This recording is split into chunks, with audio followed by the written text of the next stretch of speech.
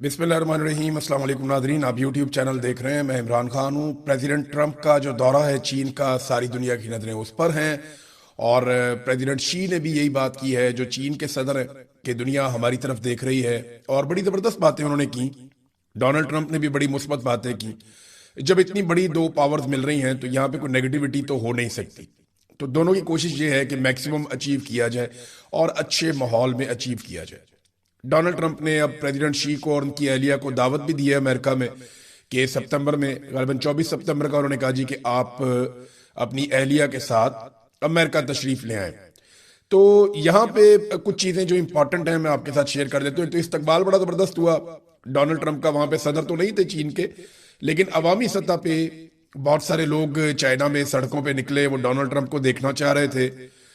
दूसरा, मैंने एक और चीज देखी कि वहां सड़कों पे गाड़ियां चल रही थी, यानी अगर एक लाइन में प्रेसिडेंट ट्रंप को लेकर जा रहे हैं तो दूसरी लाइन चाइना में चल रही है। पाकिस्तान में नायब सदर आ गया था अमेरिका का, तो हमने पूरा पाकिस्तान ही बंद कर दिया था। बल्कि हमने 2 हफ्ते तक कर्फ्यू लगाकर रखा रावलपिंडी और इस्लामाबाद में कि शायद कोई अमरीकी ओहदेदार आ जाए। सदर भी नहीं आ रहा था, नायब सदर भी नहीं आ रहा था, लेकिन हमारा कर्फ्यू खत्म नहीं हो रहा था। तो बहुत फर्क है पाकिस्तान की डीलिंग में और चाइना की डीलिंग में। चाइना आज एक बहुत ताकतवर मुल्क है।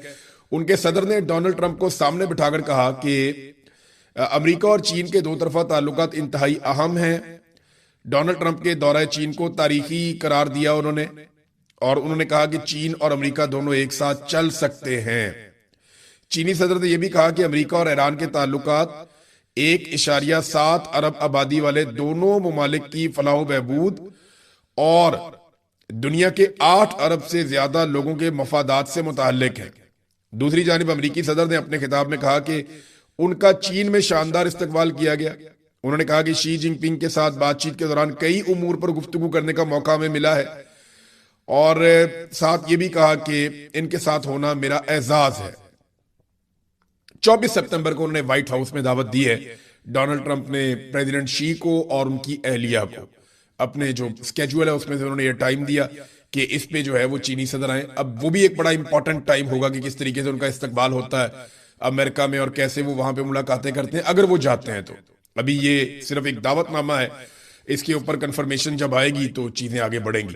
तो नादरीन, पूरी दुनिया नजरें इसलिए लगाकर बैठी हुई है कि यहाँ पे अमेरिका चीन को कायल करने में कामयाब हो जाएगा कि वो ईरान के ऊपर दबाव डाले और उस दबाव के नतीजे में जंगबंदी हो जाए और ईरान वो शराइत मान ले जो डोनाल्ड ट्रंप को चाहिए। डोनाल्ड ट्रंप को एक फेस सेविंग चाहिए और वो फेस सेविंग ईरान ही दे सकता है और कोई नहीं दे सकता।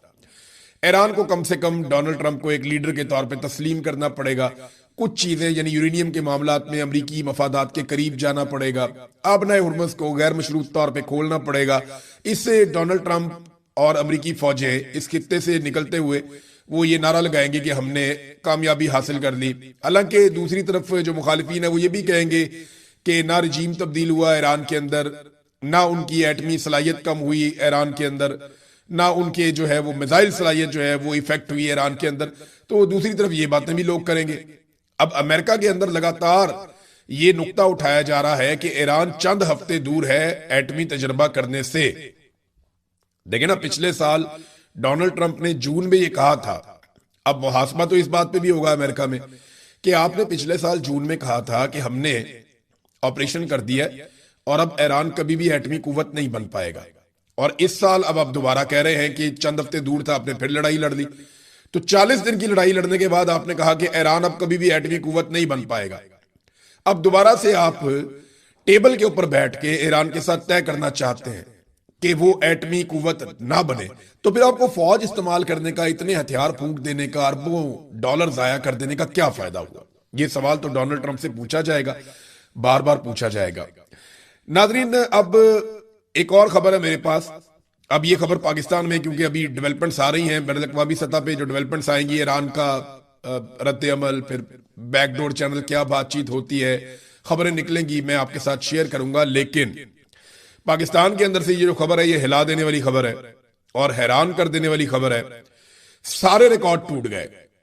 पाकिस्तान पर कर्जे 97,360 अरब रुपए तक पहुंच गए हैं। 97,360 अरब रुपए, यह लगभग 1 लाख अरब होने वाला है जो पाकिस्तानियों ने अब देना है दुनिया का। ये कर्जे उतारते उतारते हमारी कमर दूरी हो जाएगी। और ये कर्जे लिए किसने हैं, ये डाटा अब मैं आपके सामने रखता हूं। ये कर्जे लिए फील्ड मार्शल आसिम मुनीर ने और शहबाज शरीफ ने। और ये कर्जे लेने की वजह यह है कि इनसे मुल्क नहीं चल रहा। ये दोनों मुल्क में सियासी इस्तेहकाम लाने में मुकम्मल तौर पे नाकाम हो चुके हैं। फील्ड मार्शल आसिम मुनीर और शहबाज शरीफ साहब, इन दोनों के तमाम फार्मूले फेल हो चुके हैं। मईशत के हवाले से, मुल्क में इस्तेहकाम लाने के हवाले से, सियाहत लाने के हवाले से और पाकिस्तान के अंदर लोगों को रिलीफ देने के हवाले से हर चीज में ये मुकम्मल तौर पे नाकाम हो चुके हैं। तो अब इन्हें भारी कर्जे लेने पड़ते हैं और अवाम के ऊपर टैक्सों का बदतरीन बोझ डालना पड़ता है। तो ये जनाब सारे रिकॉर्ड टूट गए हैं। पाकिस्तान पर जो कर्जे हैं वो 97,307 अरब रुपए तक पहुंच गए हैं। इमरान खान साहब के दौर में ये कर्जे 43,000 अरब रुपए थे। 43,000 अरब रुपए ये इमरान खान साहब के दौर में थे। अगर आप उन्हें डबल भी करें तो 86 बन जाते। लेकिन इस वक्त ये कितने हो गए हैं, इस वक्त ये 97,307 अरब रुपए बन गए हैं। यानी दुगने से ज्यादा कर्जा ले लिया इमरान खान साहब के दौरे हुकूमत तक। यानी आप ये समझ लें 2022 में जब इमरान खान के खिलाफ तहरीक अदम एतमाद लाई गई, उस वक्त तक, जब से पाकिस्तान बना 14 अगस्त 1947 से लेकर इमरान खान साहब के दौरे हुकूमत में तहरीक अदम एतमाद लाने के वक्त तक पाकिस्तान का कर्जा जितना था ना, उससे ज्यादा कर्जा पाकिस्तान की मौजूदा सरकार ने गुज़िश्ता 4 सालों में ले लिया। ये किया इन्होंने पाकिस्तान के साथ। यानी इससे ज्यादा बुरा पाकिस्तान के साथ नहीं हो सकता कि जितना कर्जा पाकिस्तान ने 75 सालों में लिया, उतना कर्जा इन्होंने 4 साल में ले लिया। अब जरा आप ये सोचें कि पाकिस्तान ने उन 75 सालों में ज्यादा तरक्की की है या इन 4 सालों में ज्यादा तरक्की की है? कोई एक मंसूबा ये बता दें कि जो इनका कामयाब हुआ हो इन 4 सालों में। एक भी मंसूबा इन 4 सालों में कामयाब नहीं हुआ। तो इतना बड़ा कर्जा लेकर इन्होंने गायब कहां पे किया? यानी 43,000 अरब का कर्जा लिया गया 75 सालों में और उससे ज्यादा कर्जा लेकर उसको 97,307 अरब तक पहुंचा दिया गया सिर्फ 4 सालों में। तो वो 75 सालों में जो पाकिस्तान ने तरक्की की है वो बड़ी है या ये 4 साल में पाकिस्तान ने तरक्की की है? कोई एक मंसूबा इन्होंने नहीं बनाया। इन्होंने तो अपने जहाज लिए, अयाशियां की, ट्रेवलिंग की और पाकिस्तान के अंदर पाकिस्तानियों पे जुल्म और सितम के पहाड़ तोड़े हैं। ये अपनी एक्सटेंशन ले लिया, इस्तिस्ना ले लिया। पाकिस्तान में तो इन लोगों ने ये काम किया ना। पाकिस्तानियों को क्या मिला? पाकिस्तानियों को क्या बिजली मुफ्त मिल गई? नहीं, उसकी कीमत 4 गुना बढ़ गई। पाकिस्तानियों को क्या गैस मुफ्त मिल गई? नहीं, उसकी कीमत 10 गुना बढ़ गई। पाकिस्तानियों को खाने पीने की चीजें मुफ्त मिल गई? नहीं, उनकी कीमतें दुगनी हो गई। तो पाकिस्तानियों को मिला क्या? क्या पाकिस्तानियों को पैसे बांटे गए? नहीं। क्या पाकिस्तानियों के लिए सड़कें, डैम्स, इंफ्रास्ट्रक्चर बहुत कुछ बनाया गया? नहीं, कुछ भी नहीं। खेलों के नए मैदान बनाए गए? नहीं। बहुत सारी यूनिवर्सिटीज, अस्पताल बनाए गए? नहीं, ऐसा कुछ भी नहीं हुआ।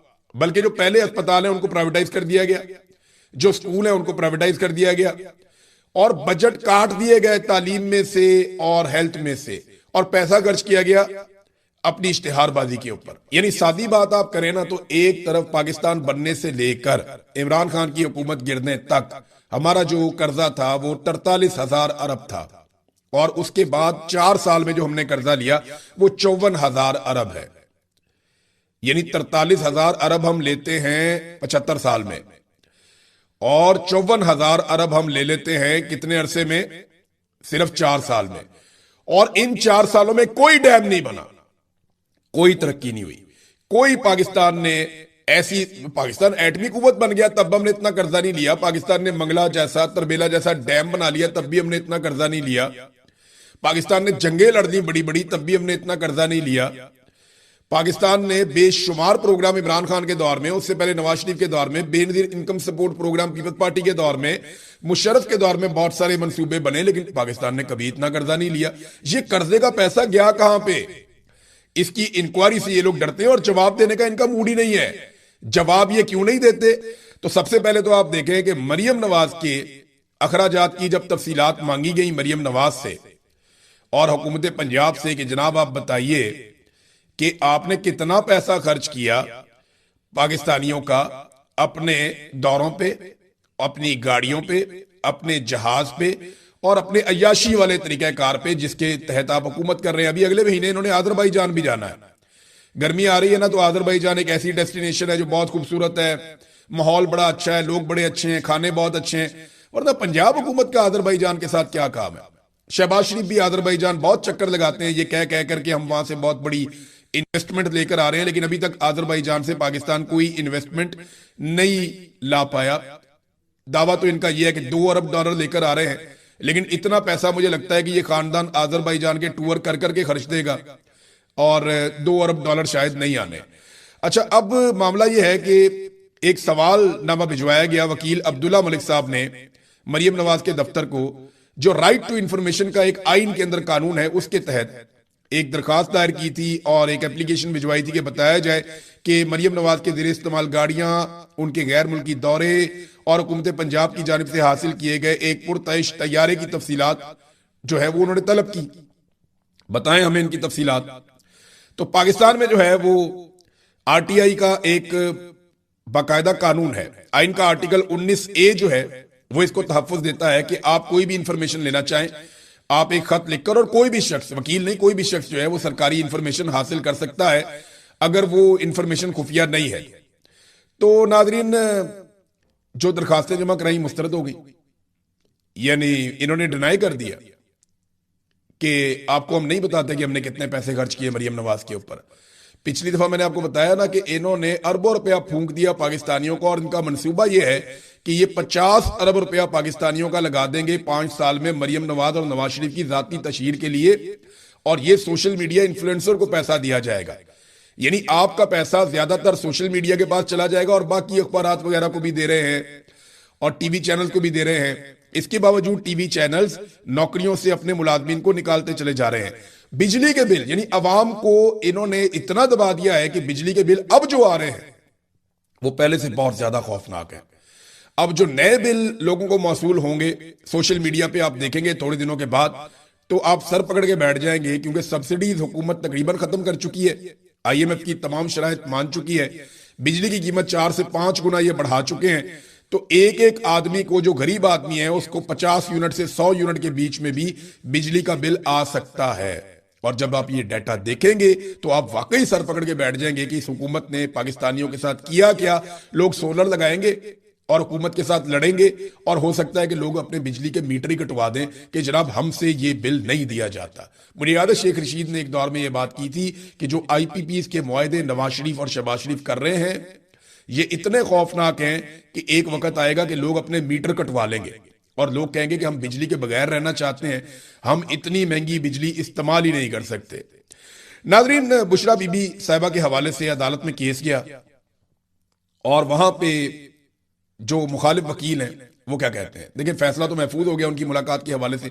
उनकी मुलाकात करवाई नहीं जाती, ना बुशरा बीबी की करवाते हैं, ना इमरान खान की करवाते हैं, कैद तन्हाई में डाला हुआ है। मेरी इत्तला के मुताबिक इमरान खान साहब की आंख की बिनाई, जो सरकारी जराए भी कहते हैं और इमरान खान साहब के वकील भी कहते हैं कि वो तो जाया हुई है। 85% उनका विजन चला गया, तो 15% तो कुछ भी नहीं होता। लेकिन फिजिकली इमरान खान साहब फिट हैं, मजबूत हैं। ये मुझे मेरे सोर्स ने इंफॉर्मेशन, बड़े अरसे के बाद मुझे इंफॉर्मेशन मिली है कि इमरान खान साहब फिजिकली वो मजबूत हैं, उनका आजम बहुत मजबूत है और वो बड़े तगड़े हैं। लेकिन उनकी आंख की बिनाई जो है वो एक बहुत बड़ा मसला बन गई है। दूसरी जानिब जो बुशरा बीबी हैं, उनकी हालत खराब है, वो काफी बीमार हैं, उनको मल्टीपल बीमारियां हैं, खासतौर पे उनकी आंख का भी इलाज चल रहा है। तो अदालत के अंदर जो वकील है ना बुशरा बीबी के खिलाफ, जो अदालत में आया, एडवोकेट जनरल इस्लामाबाद, उसने इस्लामाबाद हाईकोर्ट को बताया कि मुल्क नाजुक सूरत से गुजर रहा है। और ये नाजुक सूरत से कैसे गुजर रहा है, उन्होंने ये बताया कि जब बुशरा बीबी की बहन, जिनका नाम मरियम वट्टू है, ये जब मुलाकात होती है ना, तो ये फैमिली उनको बता देती है कि मुलाकात में क्या बातें हुई, और वो बाहर से बैठकर ट्वीट कर देती हैं और कहानी कहां से कहां पहुंच जाती है। तो मुल्क जो है ना वो नाजुक सूरत से गुजर रहा है।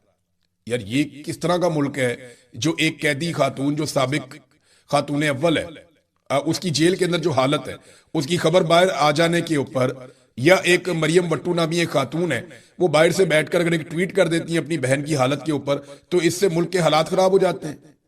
यानी मुल्क नाजुक, ये जब से पाकिस्तान बना है ना, ये जर्नैलों ने और उनके टाउटों ने हमें एक ही कहानी सुनाई है कि मुल्क नाजुक दौर से गुजर रहा है, मुल्क खतरनाक मोड़ से गुजर रहा है। हमारा तो ना वो नाजुक दौर खत्म होता है, ना वो हमारा जो है हसास मोड़ खत्म होता है। हम तो वहीं पे खड़े हैं जहां से हमने सफर शुरू किया था। पाकिस्तान को इन्होंने एक कदम आगे नहीं बढ़ने दिया, और आज हम पे 97,000 अरब का इन्होंने कर्जा भी चढ़ा दिया। इमरान खान साहब के हवाले से पाकिस्तान तहरीक इंसाफ ने एक स्टेटमेंट दिया, वो जाते जाते मैं स्टेटमेंट आपके सामने रख देता हूं। लेकिन नदीम अफजल चंद ने एक बात की, उन्होंने कहा जी जब भी कभी आईनी तरमीम की बात चलती है नैब सरगर्म हो जाता है। तो चंद साहब ने वो बात कर दी जो पाकिस्तान तहरीक इंसाफ भी नहीं कर सकी। पीपल्स पार्टी को ना ब्रूट मेजॉरिटी का मतलब अब पता चलेगा। बिलावल ने एक मीटिंग ली है, वहां पे बड़ा कॉन्फिडेंस शो करने की कोशिश की है, लेकिन बात बनेगी नहीं। अब बजट भी पास करवाना पड़ेगा पीपल्स पार्टी को, और 28वीं आईनी तरमीम भी पीपल्स पार्टी को पास करवानी पड़ेगी। इनका नसीब ही है कि ये जूते पॉलिश करेंगे। अगर बिलावल ने कभी फ्यूचर में वजीर आजम बनना है तो और अच्छे जूते पॉलिश करना उनको सीखना पड़ेगा, उसके अलावा उनके पास रास्ता कोई नहीं है। पाकिस्तान तहरीक इंसाफ ने स्टेटमेंट दिया कि इमरान खान ने अपनी हालिया मुलाकात में नहायत तशवीशनाक इंकशाफात किए थे। जब ये सलमान सफदर गए थे, उनकी आंख की बिनाई में कोई बेहतरी नहीं आ रही, तकरीबन 85% बिनाई मुतासिर हो चुकी है। कई बार अस्पताल मुंतकिल किए जाने के बावजूद इलाज में कोई पेशरफ सामने नहीं आई। इमरान खान ने अपनी बीवी के हवाले से शदीद तशवीश का इजहार भी किया था। मैं मजबूत इंसान हूं, ये सब बर्दाश्त कर लेता हूं, मगर मेरी एहलिया को 24 घंटे तन्हाई की कैद में रखा जा रहा है। ना किसी से मुलाकात, ना किसी से बातचीत, ना सलाम, ना दुआ। ये सिर्फ उनके लिए नहीं बल्कि मेरे लिए भी अजियत है। उन्होंने सवाल किया क्या एहतसाब अदालत के जज नासिर जमशेद राणा ने अपने फैसले में इकदाम नाफिज किए हैं जिनमें रोजाना 2 घंटे बिजली की जबरी बंदिश वो कह रहे हैं, और काम के 4 दिन कर दिए हैं, गाड़ियों के अंदर ईंधन आधा कर दिया है, यहां तक कि पीएसएल जो है उनके लिए भी उन्होंने कहा घर बैठ के मैच देखो। लोगों को सब्सिडीज खत्म कर दी गई हैं, ईंधन की कीमतों में इजाफा कर दिया गया है। एलएनजी का तकरीबन तमाम हिस्सा पाकिस्तान का जो है कतर से आता है, वो भी लगभग खत्म हो गया है, तरसील रुक गई है उसकी भी। तो पाकिस्तान में जो है बहुत बुरे हालात हो गए हैं। यानी एलएनजी खरीदने पे मजबूर हो गया पाकिस्तान पहली मर्तबा महंगी स्पॉट मार्केट से, तो पाकिस्तान वो ले रहा है। इसी दौरान पाकिस्तान ने अपने ज़खायर को सहारा देने के लिए आईएमएफ से 1.2 अरब और सऊदी अरब से 3 अरब डॉलर हासिल किए। ये पाकिस्तान की कुल माशी सूरत हाल है इस वक्त। बेड़े गर्क हुआ हर चीज का, लेकिन जिद अपनी जगह पे कायम है कि इमरान खान से माफी मंगवानी है, इमरान खान को खौफजदा करना है, चाहे उसके लिए पूरी कौम की कुर्बानी देनी पड़ जाए। एक आदमी फील्ड मार्शल आसिम मुनीर की जिद, पूरा इदारा बदनाम हो गया, पूरा मुल्क बदनाम हो गया, मुल्क में इंसानी हकूक की पामालियां हो गई, और एक पॉलिटिकल लीडर जिसके ऊपर जाली मुकदमात हैं वो बेचारा जेल के अंदर बंद है। सारी दुनिया जानती है इमरान खान करप्ट आदमी नहीं है, बेईमान आदमी नहीं है। इमरान खान के बदतरीन मुखालिफिन इस बात की गवाही देते हैं, लेकिन इसके बावजूद वो जेल के अंदर बंद है और उसकी सेहत से खेला जा रहा है। 74 साल का इमरान खान उसके लेवल का दूसरा आदमी नहीं है पाकिस्तान में। लेकिन वो लोग जो इमरान खान के सामने बोनों की औकात भी नहीं रखते, वो इमरान खान को दीवार से लगा के बंदूक के जोर के ऊपर अपनी मनमानी कर रहे हैं। और वो मनमानी सिर्फ इसलिए कर पा रहे हैं कि पाकिस्तानी इंतजार कर रहे हैं किसी मोजज़े का। अगर पाकिस्तानी किसी मोजज़े का इंतजार करने की बजाय खुद खड़े हो जाए ना, तो इकबाल ने कहा था खुदा ने आज तक उस कौम की हालत नहीं बदली, ना हो जिसको ख्याल खुद अपनी हालत बदलने का। अल्लाह भी मदद तभी करता है जब इंसान अपनी मदद के लिए खुद हिम्मत करता है।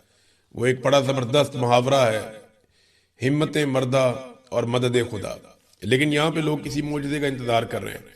हालात यहाँ तक पहुंच गए हैं कि इनका जो दिल करता है वो करते हैं। पंजाब में इन्होंने सेहत का और तालीम का बजट जो है उसमें कटौती करके 50 एकड़ की फिल्म इंडस्ट्री के लिए कोई वो बना रहे हैं कि जनाब हम फिल्म सिटी बनाने जा रहे हैं।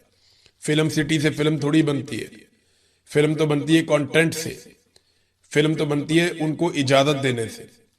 क्या पाकिस्तान में कोई आज़ादी से फिल्म बना सकता है?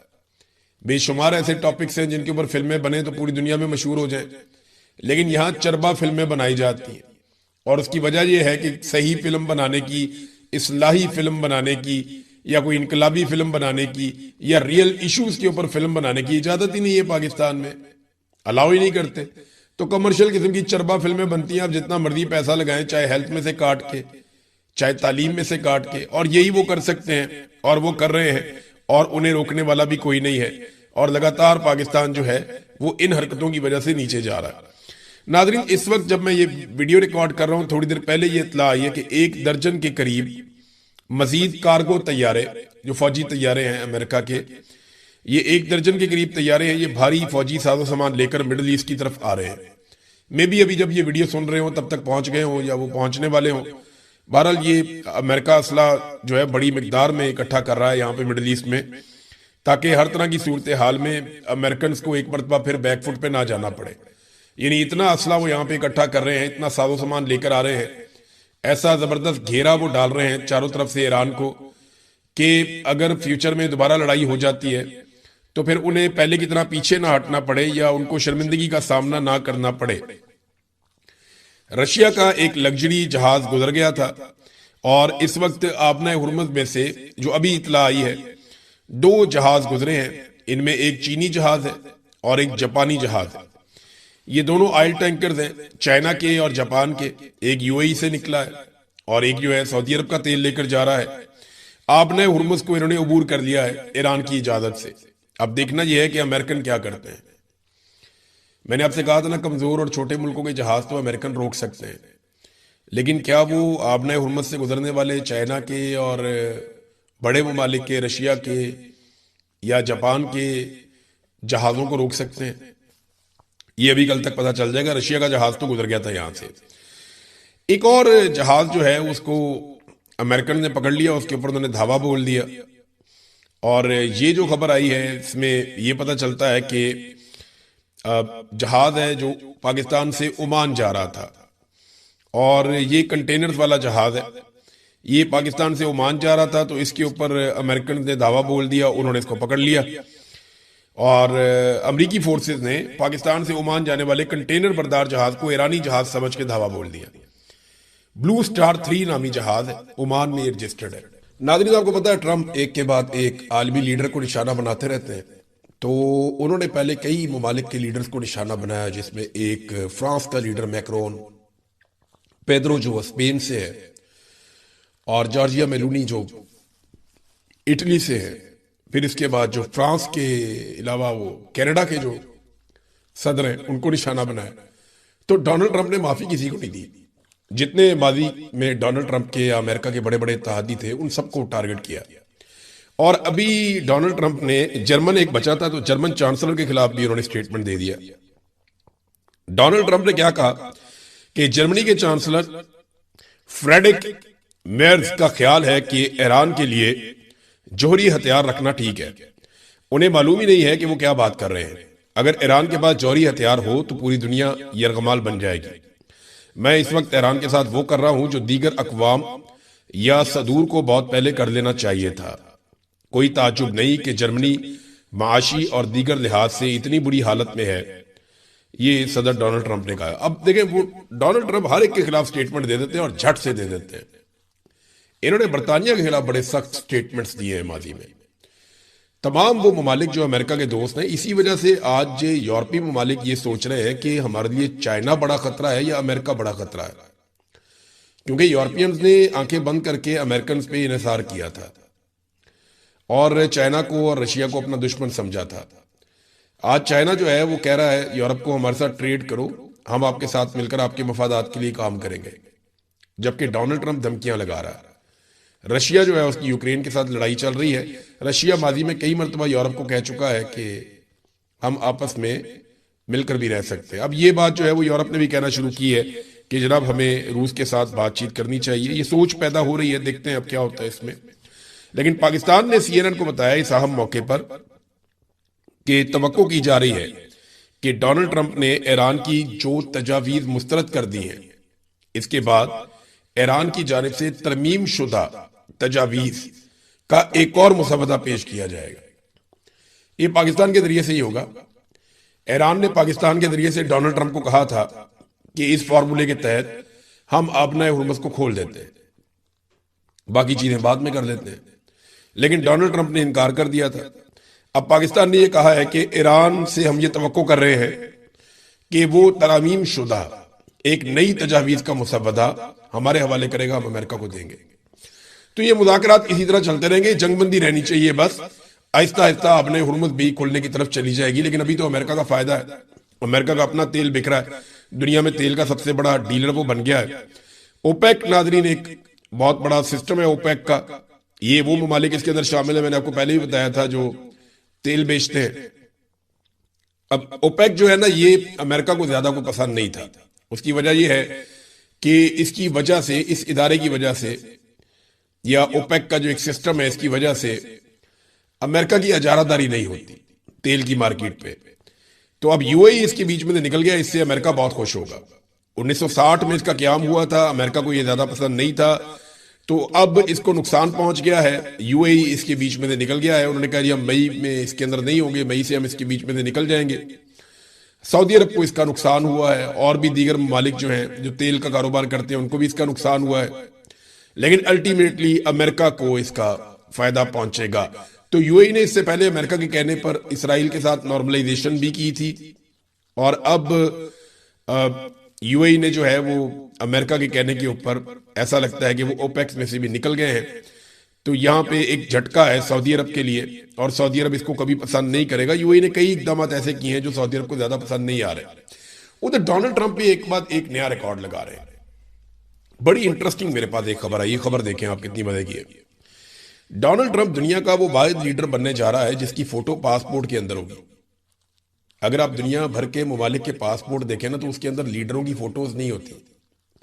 लेकिन यहां पे एक बंदोबस्त किया जा रहा है ब्लूमबर्ग की खबर के मुताबिक, और इस खबर के मुताबिक बंदोबस्त ये किया जा रहा है कि अमेरिका की 250वीं एनिवर्सरी के मौके पर, ये 250 साल का अमेरिका होने जा रहा है, तो इसकी जो एनिवर्सरी है उसके मौके के ऊपर एक लिमिटेड एडिशन पासपोर्ट जारी किया जाएगा जिसके अंदर डोनाल्ड ट्रंप का फोटो होगा। है ना अजीब चीज। यानी इससे पहले हमने ना कभी ऐसा देखा ना कभी ऐसा सुना, लेकिन अब ऐसा होने जा रहा है, और पहली दफा होने